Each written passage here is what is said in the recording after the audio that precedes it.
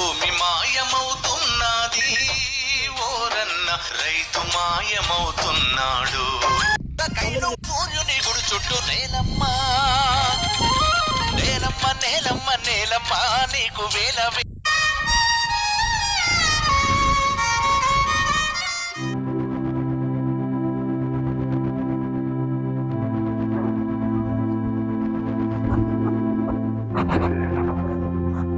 అమ్మాయి తులసి లేకమ్మాయి ఏరో ఒక పౌర్ణం వస్తుంది కదా, నాట్లు వేయాలి, తొందరగా రెడీ అవ్వు. ఈ వ్యవసాయం మనకు అచ్చుబాటు రావట్లేదండి. పట్నం వెళ్ళి ఏదో పని చేసుకుందామండి. ఏంటి పద్దూకులు వ్యవసాయం వ్యవసాయం అంటారు? పండించేవాళ్ళు లేకపోతే తినేవాడికి తిండి ఎలా వస్తుంది? మా తాతల దగ్గర నుంచి నాకు తెలిసింది వ్యవసాయమే. పోయినేడు ఆల్రెడీ నష్టపోయాం కదండి, ఇంతవరకు ఆ బాకీలే అవ్వలేదు. రమ్మ ఇటు రమ్మ, పోయినేడు నష్టపోయామని చెప్పి ఈ ఏడు నష్టపోతామా ఏంటి? పోయినేడు ఒడియతో సహా ఈ సంవత్సరం సంపాదిస్తాం. ఈ ఏడు అన్నారు కదా, సంపాదిస్తాం. పెట్టుబడి ఎవరి దగ్గర తీసుకొస్తున్నారండి? సావుకారు దగ్గర తీసుకొస్తాను. వాడు పెద్ద ఏదో కదా, వాడు తప్ప మనకి దిక్కెవరున్నారు? నువ్వు వంట చేయవే, నేను వెళ్ళి పెట్టుబడి డబ్బులు తీసుకొని వస్తాను, నువ్వు ఆడుకోమ్మా.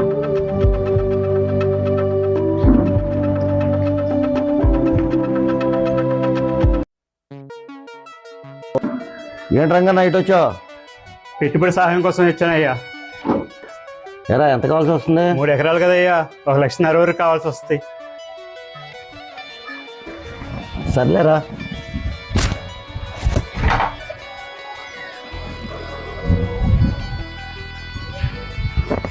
జానకి లక్ష్మీన్నర తీసురా. చేస్తున్నా. రే రంగుడా రారా. అయ్యా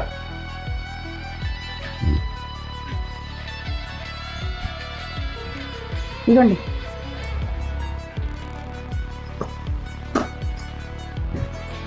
ఇదిగోరా.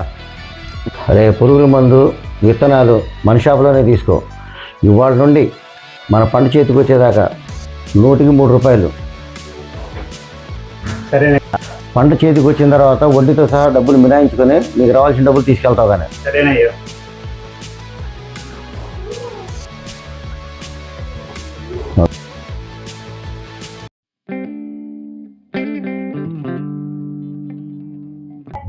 డబ్బులు తీసుకొచ్చాను.